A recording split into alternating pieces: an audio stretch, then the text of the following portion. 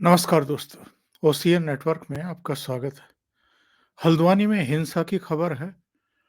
यहाँ तक के देखते ही गोली मारने के आदेश दिए गए हैं, कर्फ्यू लागू कर दिया गया है, मुख्यमंत्री को उच्च स्तरीय बैठक बुलानी पड़ी है, पैरामिलिट्री फोर्स की 4 कंपनियों को हल्द्वानी भेजा जा रहा है और कई पुलिसकर्मी घायल हुए हैं।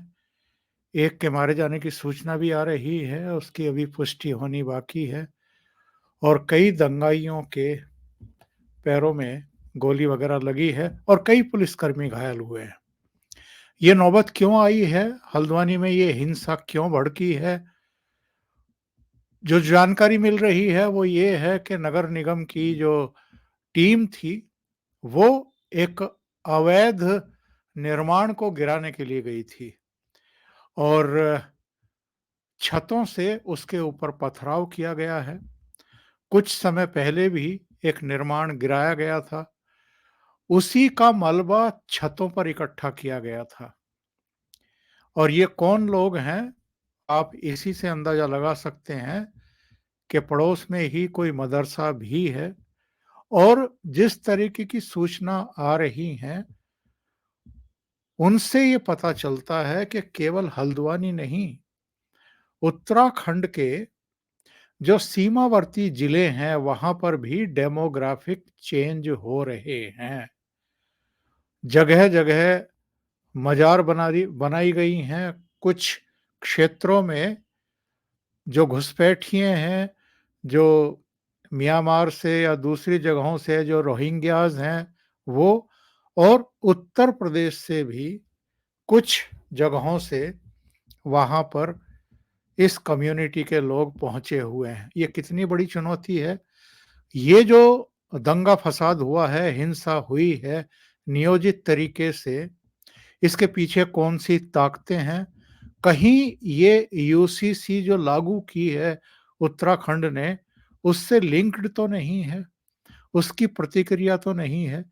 इन सब चीज़ों पर बातचीत करने के लिए मेरे साथ बहुत ही सीनियर जर्नलिस्ट जुड़ रहे हैं, धीरेन्द्र पुंडीर। तो धीरेन्द्र जी के साथ जुड़कर के इस चर्चा को आगे बढ़ाते हैं। धीरेन्द्र जी, नमस्कार, बहुत स्वागत है आपका। धीरेन्द्र जी, सूचना क्या मिल रही है वहाँ से? एक्चुअल में ये हुआ कैसे है और अब ताज़ा सूचना क्या है आपके पास? देखिए अभी वहाँ कई पुलिसकर्मियों का इलाज हो रहा है जो घायल थे, जिसमें एसडीएम भी है और भी पुलिस की पार्टी थी, प्लस नगर निगम के कर्मचारी थे जिन पर हमला हुआ था। हालाँकि अभी किसी के भी मरने की पुष्टि नहीं है। अलग चीज़ें हैं, चूँकि जो आला अधिकारी हैं वो इस बात को बहुत ध्यान रखे हुए हैं और मुझे लगा कि मैंने भी जब बातचीत की तो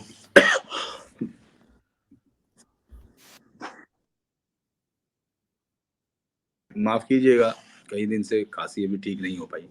तो वो जो अफ़वाह ना फैले, इस बात का काफ़ी ध्यान रखा जा रहा है।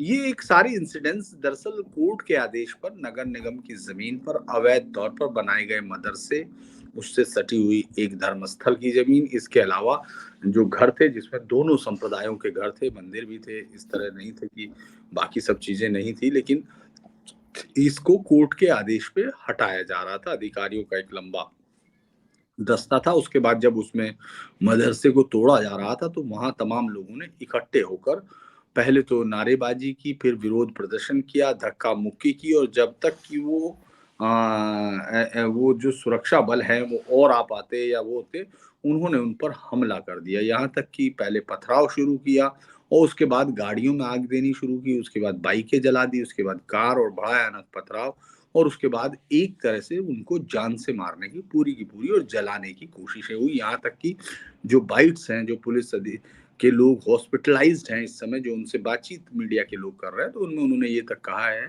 कि तमंचों से फायरिंग भी की गई है। यानी ये एक बड़ा इंसिडेंट था। तुरंत बाद में जब ये खबर शुरू में लगा कि शायद ये सँभल जाएगा, 4 बजे के करीब शुरू हुआ, लेकिन ये बढ़ता-बढ़ता 6, साढ़े 6, 7 बजे तक ये इतना बड़ा हो गया कि आपको आग की लपटें दिखने लगी। बनभूलपुर वो इलाका है हल्द्वानी का और वहाँ बाहर के लोग काफ़ी बसे हुए हैं। तो इन तमाम लोगों को अगर आप देखेंगे तो इनमें मूल निवासी बहुत रेयर है, जो नीचे चूँकि मुरादाबाद वाली पूरी लाइन जो ऊपर तक जाती है और उसकी आड़ में जो बाकी तमाम जगह से लोग आते हैं, वो तमाम लोग वहाँ हैं। ये कब्ज़े लगातार किए जा रहे थे, याद होगा पिछली बार तो एक बार सुप्रीम कोर्ट का भी ऑर्डर आ गया, उसने उनको रोका और ये अनुचित फ़ायदा दरअसल कोर्टों से जो हासिल किया जाता है, ख़ासतौर से मानवीय आधार पर उसमें एनजीओ और एक पूरा नेक्सस काम करता है, ये उसी तरह की एक चीज़ है क्योंकि ये पूरी तरह से कोर्ट के आदेश पे किया जा रहा हुआ काम था और जिस तरह से अटैक हुआ वो ये बताता है कि पूरी तैयारी के साथ अटैक था। उनको पीछे हटना पड़ा, यहाँ तक कि पुलिस वालों को जान बचा के एक मकान में घुसना पड़ा, उस मकान पर अटैक हुआ, उस मकान के दरवाजे-वरवाजे सब जला दिए गए, तोड़ दिए गए, पूरी कोशिश थी कि उनको ज़िंदा जला दिया जाए। तो ये एक बड़ा जो है हल्द्वानी जैसा चूँकि उत्तराखंड को अमूमन शांत माना जाता है, ऐसा राज्य जिसको देवभूमि हम लोग कहते हैं और पौराणिक और तमाम हमारा जो लिटरेचर है, उसमें उसको देवभूमि की ही मान्यता प्राप्त है और शांति की जो बातें की जाती है, वो वहाँ आपको न केवल वहाँ के एटमॉस्फेयर और जगह पर थी, लेकिन इस तरह की चीज़ों से हल्द्वानी में इस तरह का माहौल था कि अब वहाँ देखते ही गोली मार देने के आदेश हैं।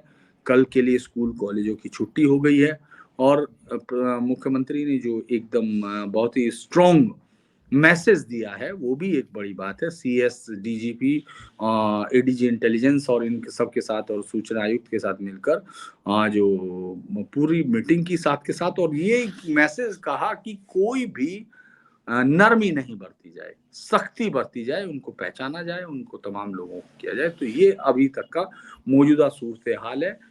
इंटरनेट बंद है, पूरे इलाके में कम्युनिकेशंस ठप किया हुआ है और पुलिस जो है उन लोगों को तलाश भी कर रही है जिन लोगों ने अटैक किया। वीडियो बाकायदा है, सब चीज़ें हैं, तो उन सब की तलाश ज़ोरों-शोरों पर है। ये जो पत्थरबाज हैं, ये जो घुसपैठिए हैं, ये जो अलगाववादी हैं, ये जो चरमपंथी हैं, ये जो जिहादी हैं, ये देशद्रोहियों से कोई कम नहीं है। इनमें कई जासूस भी हैं, कई गद्दारी करने वाले लोग भी हैं, अवैध निर्माण करते हैं ये लोग। क्या ऐसे लोगों की 100% संपत्ति जब्त नहीं की जानी चाहिए? ऐसे लोगों की नागरिकता पर तलवार नहीं लटकनी चाहिए? और इनको सख्त से सख्त सज़ा मिले, इसके लिए क्या व्यवस्थाएँ नहीं होनी चाहिए? देखिए, अभी तक हिंदुस्तानी कानून ये अंतर कर पाने में अभी भी कम से कम अदालतें विफल रहती हैं कि आखिर टेररिज़्म का बेसिक नेचर क्या है, किस तरह से क्योंकि आप इसमें भी एक सेम पैटर्न आप दिखाई देगा आपको कि महिलाएँ को आगे किया जाता है, उनको उनसे आगे फिर नारेबाज़ी पीछे की जाती है, फिर आप वो महिलाओं को और आगे पुश किया जाता है और उसके बाद फिर पथराव होता है और जब तक पुलिस बल समझते हैं, तब तक वो पथराव करके अंदर घुसने की कोशिश करते हैं। तो ये जो एक बेसिक नेचर है वो टेररिज्म की यही होती है कि वो वायलेंट मीन्स से आपको टेरराइज करता है, वो एक कॉमन अपराध नहीं होता। इस तरह के मामले इस देश में अब तक बहुत सक्सेस रहे हैं। अगर आप गौर कीजिए, मुस्लिम समुदाय की छवि ये बन गई है कि आप उनके यहाँ ना तो कोई पुलिस अधिकारी उनके यहाँ एक्शन करता है, ना उनके यहाँ कोई हेलमेट लगाने वालों की संख्या आप गौर कर लीजिए, है ना? चाहे वो कोई सी बस्ती हो, कोई सा शहर हो, कोई सी आबादी हो, उनकी गलियों के अंदर जिस तरह से एक बड़ी इंटरेस्टिंग बात है कि ये एक पूरा नेक्सस है। इसको ऐसे समझिए, ये एक पूरी चीज़ है कि उसमें पहले तो ये एक्शन बताया, इसके साथ एनजीओ होंगे जो अचानक विक्टिमहुड कार्ड लेकर प्ले करेंगे। कल तक फ़ोटो आने शुरू हो जाएँगे कि साहब ये देखिए किया और अचानक वो सोशल मीडिया पर आ जाएगा।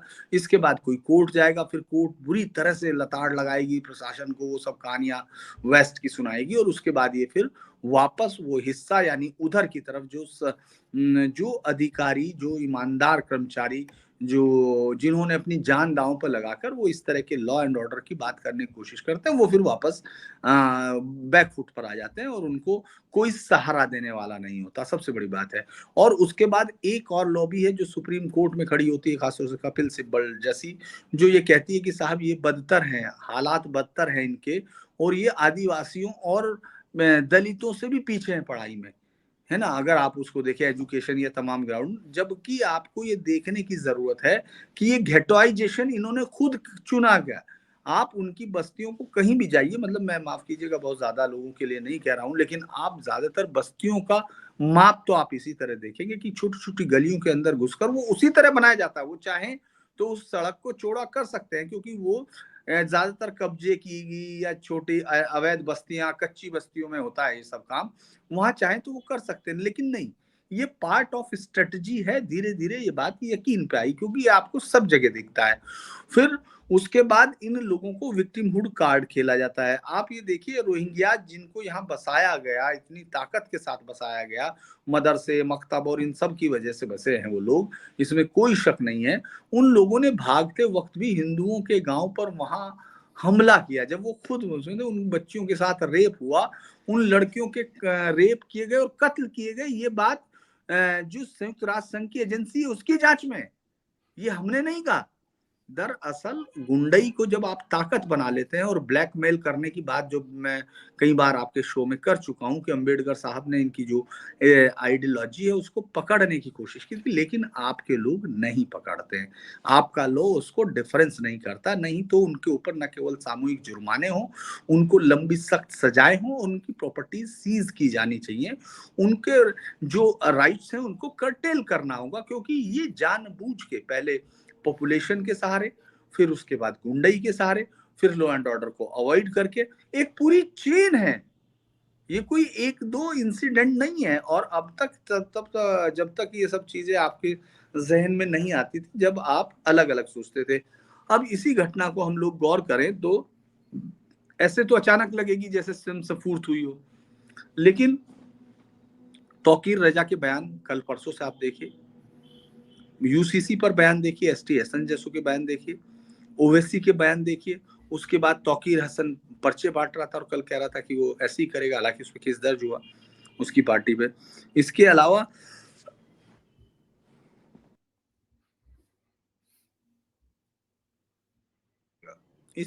आप गौर कीजिए, पीलीभीत में वो पर्चे चिपकाए गए। इन सब में कोर्ट को पूरी तरह घेरा गया। वो सीधे तौर पर अतिवाद की घोषणा है।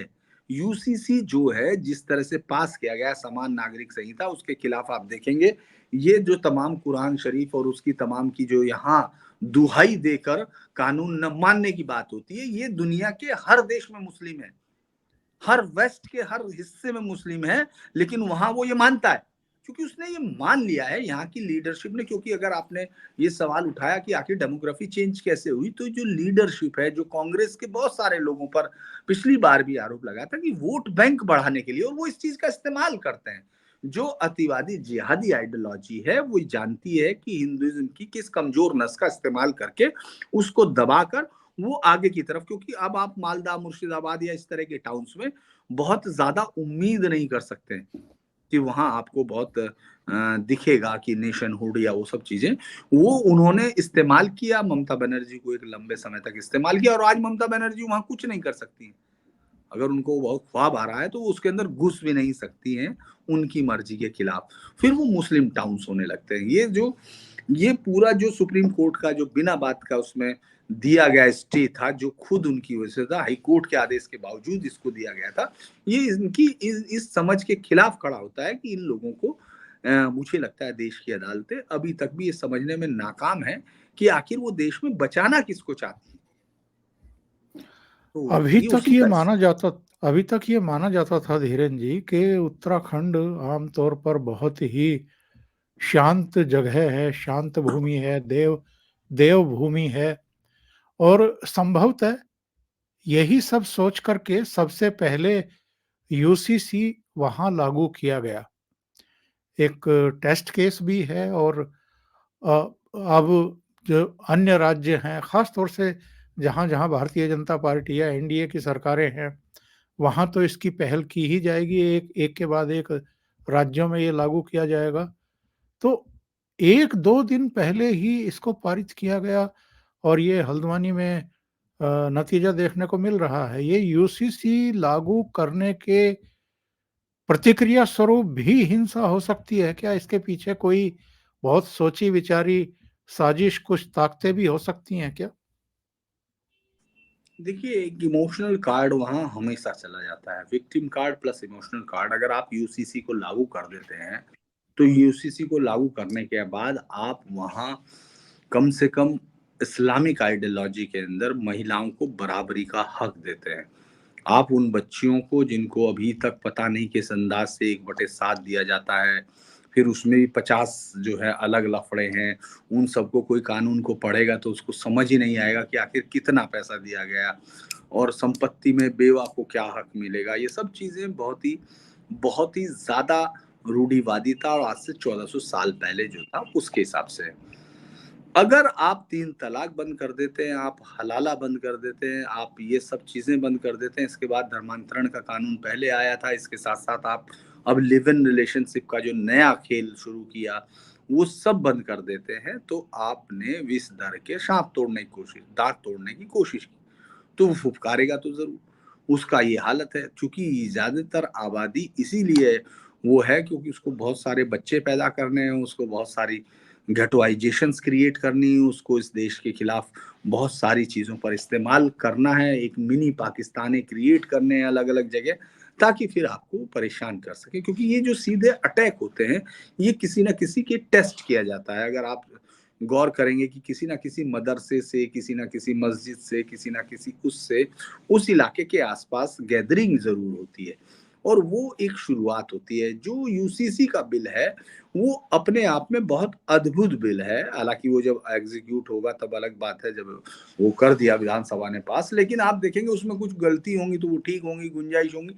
लेकिन आप एक मेजर चंक को रोक रहे हैं। सिविल लॉ में जैसे ही आप पैरिटी देते हैं सोसाइटी में, तो आप वहाँ जो कट्टरपंथ है, जो कट्टरवादी आइडिया है, उसको रोकने की कोशिश कर रहे हैं। एक-एक आदमी 4-4 शादी किए बैठा है, वो एक साथ 4 रख सकता है, शादी कितनी भी कर सकता है, बस एक साथ 4 होनी चाहिए। कोई नहीं है जो जो झूठ एक झूठ परोसा जाता है, मैं फिर एक बार आपके सामने कहता हूँ, एक झूठ से हम लोग बहुत वाबस्ता होते हैं और आप जैसे लोग भी जो सीनियर टीचर्स हैं, वो भी अक्सर ये बात में बोलते हैं कि भाई विवाद की जगह पर तो नमाज कबूल नहीं होती और फला नहीं होती। इस तरह का झूठ जो है ये हिंदुस्तान में बोया गया है। ये जानबूझ के बोया गया है। मैंने आपको बताया ना कि ये कई लेयर में काम होता है। पहले लेयर में बहुत अच्छे हैं, बहुत प्यारे हैं, मकबूल हैं, फला हैं और उसके बाद दूसरी लेयर पीछे चलेगी जो अटैक करने की बात करेगी और तीसरी लेयर जो बटन दबाकर आईएसआईएस और एक्यूआईएस की बात करेगी। लेकिन तीनों का जो कोर आइडिया है, आप देखिए जो कोर आइडिया है, वो लगभग एक ही होता है, जिसमें कि उनको नफ़रत है। काफ़िरों से नफ़रत है, उन सब चीज़ों से नफ़रत है और ये बात मतलब पहले शायद मैं हिचक के कहता, लेकिन अब उनके लिटरेचर को स्टडी करने के बाद बड़े आराम से कहा जा सकता है कि जो भी है, वो पढ़ता है मदरसे में या उसमें, वो ये मानता है, उसको ये सिखाया जाता है, चाहे आप लाख उसपे आवरण डालिए क्योंकि वो एजुकेशन का हिस्सा है कि हिंदू नजस है, काफिर नजस है, शिर्क माफ नहीं हो सकता, ये गंदे लोग हैं।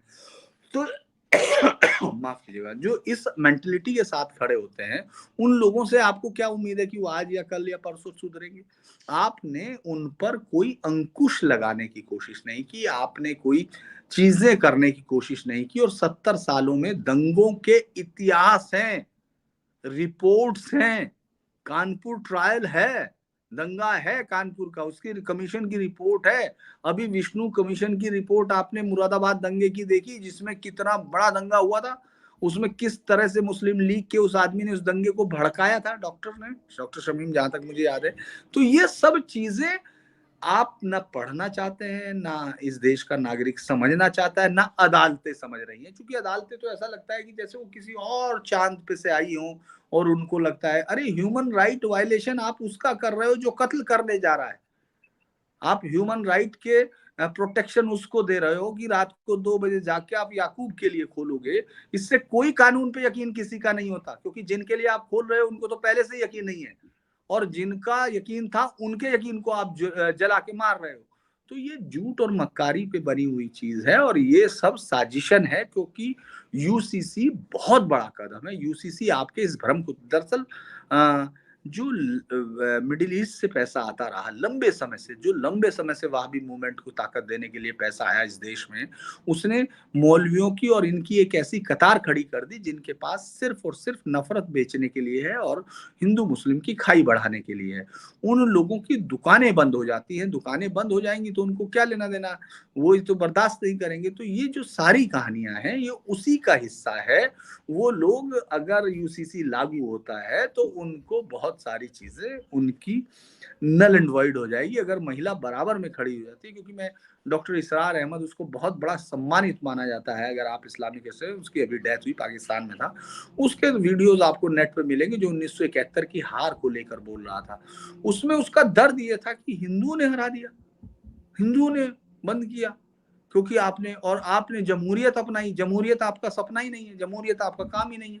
तो आप उन चीजों को रिकॉर्ड नहीं करते हैं जो ये सब जगह चल रहा है। अगर आप ज्ञानव्यापी पे या उस पे देखेंगे, बाबरी पे मुझे आज भी, मैं बार बार एक चीज बोलता हूँ कि बाबरी पे मुझे आज भी याद है, जब फैसला आया था तो मैंने कहा था कि सुप्रीम कोर्ट के इस फैसले में एक खामी है।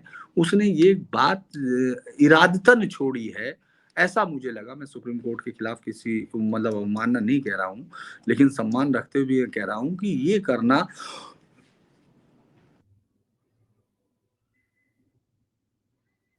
आप ये मानना कि मंदिर नहीं टूटा है, ऊपर मस्जिद बन गई है।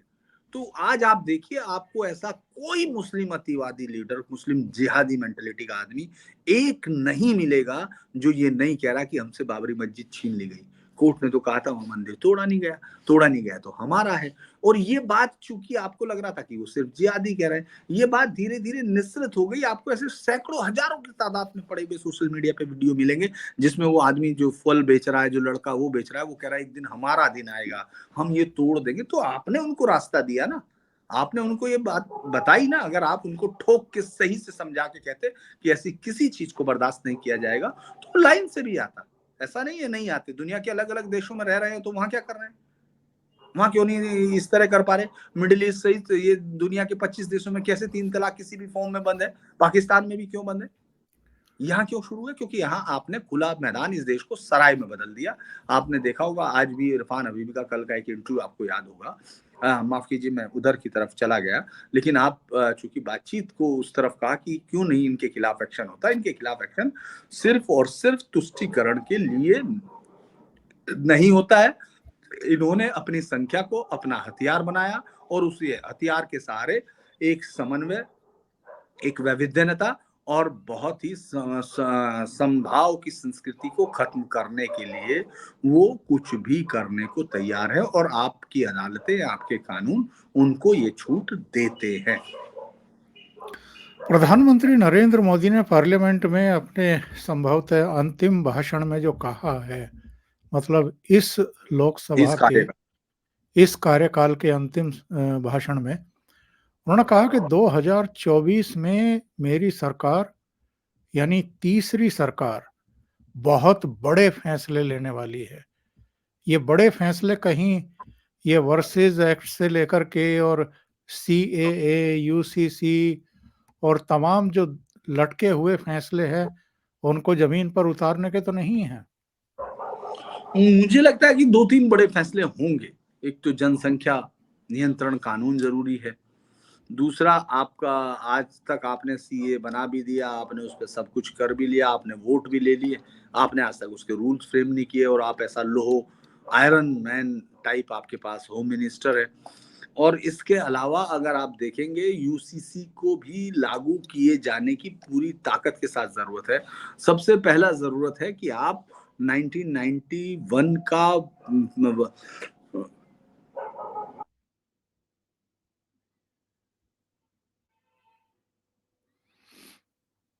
जो 1991 का जो ड्रैकोनियन लॉ है, प्लेसेस ऑफ वर्शिप एक्ट हटाइए, जिसने आपकी एक विधि के समक्ष समानता का अधिकार ही छीन लिया। जो डेमोक्रेसी है उसका सबसे बड़ा ताकत तो यही है, विधि के समक्ष समानता का अधिकार। तो आपका तो अधिकार ही छीन लिया। आपके उन हत्यारे बर्बर बलात्कारियों की संतानें, उनको ताकत दी है या उनको महिमा मंडित किया गया? आपको तो हटा दिया। 1996 का वक्फ एक्ट जो एकदम ड्रैकोनियन है, जिसमें वो, आप ये सोचिए, देश जिस धर्म ने बांटा, जिस धर्म के नाम पर बटा, जिस धर्म के, उसकी संस्थाओं को इतनी ताकत दे दी गई कि आपकी मेजोरिटी घुटनों के बल रेंग कर रो कर अपनी संपत्ति बचा रही है। और इसके बावजूद वो ये दुनिया में कह पाने में तैयार है कि सुनू है, क्योंकि आपके यहाँ कुछ जो है सांप की तरह बिहेव करने वाले लोग हैं बैठे हुए, बचे हुए। उन लोगों को आपने ताकत दी है। तो ये जो प्रधानमंत्री के जो फैसले हैं, पहले मंदिर नियंत्रण आपको हटाना होगा। एक जो सबसे अहम है, शिक्षा पर जो कब्ज़ा है माइनॉरिटी के नाम पर, जिसमें कि आपके इंस्टीट्यूट्स में वो लोग जो पैसा है आप देखेंगे तमाम जो बड़ी संस्थाएँ हैं, हर स्कूल में, पब्लिक स्कूलों को जिनको आप कहते हैं, वो सब माइनॉरिटीज़ इंस्टीट्यूशंस के तहत रजिस्टर्ड हैं। उनके चलते बड़े-बड़े, बल्कि एक बहुत बड़ी यूनिवर्सिटीज़ की, और उसने धर्म सिर्फ़ इसलिए बदला क्योंकि इनको टैक्सेस में छूट है। इसके बाद अपनी राइट की छूट है, यानी आप पैसा वसूल रहे हिंदू फैमिली से और उसको इस्तेमाल कर रहे हैं धर्मांतरण और कायंतरण में, क्योंकि आप पैसा कम लेते हैं। जो आपकी माइनॉरिटीज के इंस्टीट्यूशन है वो माइनॉरिटी के स्टूडेंट से पैसा भी कम लेते हैं, उनको वो भी देते हैं, फीस भी देते हैं, पैसा भी देते हैं, और पैसा आप वो कहाँ से ला रहे हैं, आप घर से तो दे नहीं रहे हैं। आप क्या कर रहे हैं, वो जो मेजोरिटी के लोग हैं उनके बच्चों से 3,500 4,000 5,000 की वो है, मजबूरी है, वो पढ़ा रहे हैं, उनको लगता है उनका कैरियर बन रहा है, लेकिन वो 5,000 की फीस में उधर वो 200 रुपए में पढ़ा रहे हैं। तो ये सब चीजें आपको बंद करनी पड़ेंगी। आपको ये बताना पड़ेगा कि आपके पास वही माइनॉरिटी इंस्टीट्यूशन होगा जिसमें 70 से 80% माइनॉरिटी के बच्चे पढ़ते हैं, वो माइनॉरिटी होगा, उससे नीचे कोई नहीं होगा। लेकिन आपके, मुझे लगता है, इस तरह के लोग होंगे। दूसरा सबसे बड़ा काम है कि आप मंदिरों से नियंत्रण छोड़े या बाकी धार्मिक स्थलों का लें, ताकि बराबर के लेवल पे हो। आप ये सोचिए कि मैं अक्सर देखता हूँ, कोई कहता है कि हमने वहाँ इतना बड़ा लंगर लगाया, कोई कहता है हमने यहाँ ये बेच दिया। अरे सिर्फ और सिर्फ अगर तिरुपति के ही आय को देख ले, तो जितनी जगह आप ये सब वो करते हैं, उस सबसे कहीं ज्यादा वो देता है। अलग अलग मंदिरों की अगर आय देख ले तो वो आपके जीडीपी का लगभग 2% तक रेवेन्यू सोर्सेज में, और ये बात आपको अयोध्या, मथुरा, काशी से ही समझ में आ जाती है। तिरुपति है, अलग-अलग मंदिर हैं, वेंकट वो आपका बालाजी विश्वनाथ है, ये इसके अलावा वैष्णो देवी है, ये इतने मंदिर हैं जहाँ से आप हज़ारों करोड़ रुपया ले रहे हो और आप उसका इस्तेमाल उन पर कर रहे हो जो आतंकी हिंदू धर्म को खत्म कर रहे हैं। आपको मालूम है कि एआईएस और एक्यूआईएस के कितने लोग पकड़े गए? कोई इस पर डिस्कस नहीं करता, कोई इस पर बात नहीं करता। मंदिर उड़ाने जा रहा था, वो पकड़ा गया। उसके बाद वो अयोध्या मंदिर पे आने की चक्कर, ये लगातार है। चूंकि हम आंखें बंद कर लेते हैं दिन में, तो अंधेरा न रात नहीं होती है, हमारी आंखें बंद होती हैं। ये एक अजीब सी सभ्यता है जो अब तक सोए हुए है, क्योंकि उसमें कुछ दलाल, कुछ इस तरह के लोग जिन्होंने इरफान हबीब जैसे लोगों को, जिनको ना पर्शियन आती है ना अरबिक आती है, और वो मेडिवल हिस्ट्री के सबसे बड़े ज्ञाता है।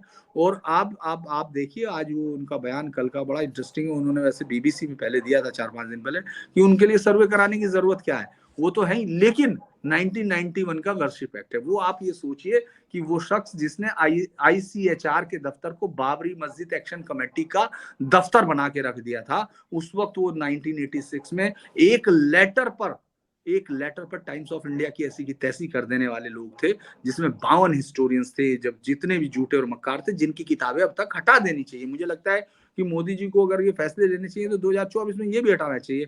उस इंटरव्यू में एक और खतरनाक और बेबुनियाद दावा करता है कि हजारों बौद्ध मंदिरों को जलाया गया। आज तक वामपंथियों ने वो डाटा, वो रेफरेंस आज तक नहीं दिए हैं, लेकिन वो सब जगह गाते हैं, क्योंकि उनको ये डर है कि अगर हिंदू इकट्ठा होता है और उसके साथ जो सनातनी पंथ हैं वो इकट्ठे होते हैं, तो फिर उनके कट्टरवाद का कोई मतलब नहीं रह जाएगा। इसीलिए वामपंथी मुसलमान, ये एक नई ब्रीड जो है, वामपंथी मुस्लिम हिस्टोरियन, जो इस हिंदुस्तान ने दी, जिसमें वो जिहाद को बचाने के लिए वामपंथ की आड़ से हिस्ट्री लिखता है। मैं अपने दर्शकों को वहाँ की जो कवरेज इस समय आ रही है, एक बार दिखा देता हूँ। ये अमर उजाला की कवरेज है। अतिक्रमण पर बवाल के बाद हल्द्वानी में लगा कर्फ्यू। हल्द्वानी में क्यों हिंसा भड़की है, इसकी जानकारी दी गई है। हल्द्वानी में धार्मिक स्थल पर चला बुलडोजर, 50 से अधिक पुलिसकर्मी घायल। और इसमें साइड में कई स्टोरीज हैं, बताई गई हैं, जानकारी दी गई है। बवाल के बाद शहर में कर्फ्यू, फायरिंग में एक की मौत, इंटरनेट सेवा बंद की गई है। हिंसा बवाल के बाद स्कूल, आंगनबाड़ी केंद्र बंद, सुरक्षा के मद्देनजर लिया गया फैसला। देहरादून में सीएम धामी ने बुलाई बैठक। शहर भर में लगा कर्फ्यू, देखते ही गोली मारने के आदेश। बवाल, पथराव, फायरिंग, आगजनी, क्यों धधक उठा हल्द्वानी, और आगजनी के बाद गोलियों की तड़तड़ाहट से गूंजा हल्द्वानी। छावनी में तब्दील हुआ पूरा शहर। धीरेन्द्र जी, उत्तराखंड तो उत्तर प्रदेश से ही कट करके बना है और उत्तर प्रदेश में दंगाइयों से इस समय जो मुख्यमंत्री हैं योगी आदित्यनाथ, वो कैसे निपटते हैं, ये तो अब देश ही नहीं विदेशों में भी चीजें अपनाई जाने लगी हैं।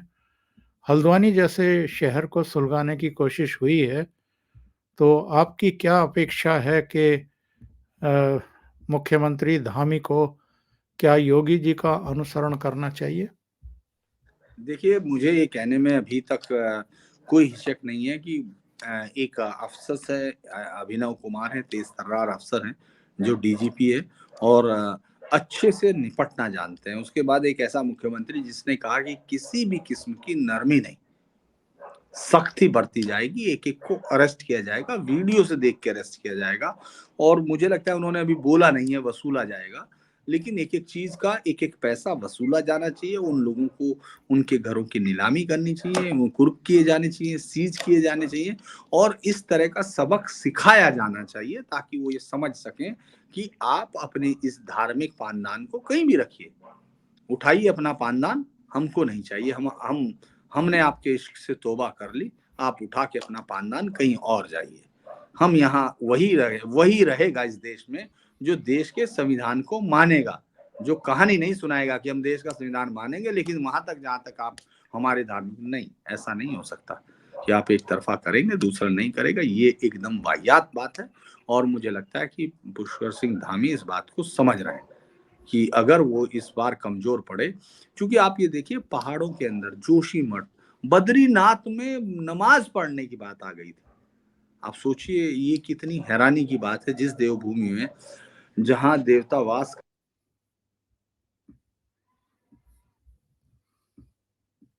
1916 का एक एक्ट है जो नगर पालिका परिषद का जो आजादी से पहले का एक्ट है हरिद्वार का, जिसमें ये कहा गया है कि 5 किलोमीटर का एरिया जो है अर्की पैड़ी का जहाँ शाम को कोई मुस्लिम रुक नहीं सकता है। ये एक मतलब कुछ दिन पहले खबरें आई थी। अब इसका मैंने एक बार वो निकलवाया तो ज़रूर था लेकिन पूरी डिटेल्स अभी नहीं आई है। तो आप ऐसी जगह पर आपने अगर आप जाएँगे आपको लाइन से वहाँ इस तरह के मदरसे अच्छा मदरसों के एजुकेशन को अब तक कंट्रोल नहीं कर पाई है सरकार भले ही कुछ भी कहे। क्योंकि मदरसे में ये पढ़ाया जा ही नहीं सकता है क्योंकि वो ऐसी शिक्षा ही नहीं है। आप ये सोचिए कि जब 1857 का वार हारे थे तो उसके बाद इन लोगों ने जाके जब मदरसा बनाया था ये देवबंद दारुल उलूम ननोतवी और गंगोही ने, तो उन्होंने ये कहा था कि क्यों हारे हैं आप, क्यों गए हैं, क्यों आपके खिलाफ हुआ? क्योंकि आपने धर्म का मूल खो दिया है। यानी जो बेसिक कांसेप्ट क्या है 1400 साल पुरानी वो एक-एक चीज़। तो आप ये बात आप इस देश में नहीं कर सकते। मदरसों के कोर्स को आपको ज़रूर चेंज करना पड़ेगा पूरी तरह से आप उसमें नहीं पढ़ा सकते कि हिंदू नजस है, काफ़िर मारने लायक है, फला ये है, वो चाहे लाख बातें करें, आप नहीं समझ सकते क्योंकि अगर इस्लाम की जो मूल प्रवृत्ति है, जब वो ये कहता है कि कोई नहीं है अल्लाह के सिवा माबूद बाकी सब, तो यार ये आप ये सोचिए आप बाकी 5 दिनों तक तमाम धर्मों को झूठा और मक्कार बता रहे हैं, सब चीज़ें कह रहे हो और आप इस बात को चलने दे रहे हैं, तो ये कोई सहिष्णुता नहीं है, ये मूर्खता है। तो मुझे लगता है कि पुष्कर सिंह धामी अब इस बात को ज़्यादा अच्छे से समझ रहे हैं कि पहाड़ को साफ करने का समय है। बहुत-बहुत धन्यवाद धीरेन्द्र जी, ओशियन नेटवर्क के लिए इतना समय निकालने के लिए और बहुत ही महत्वपूर्ण मुद्दे पर तत्काल चर्चा करने के लिए। Thank you so much. नमस्कार।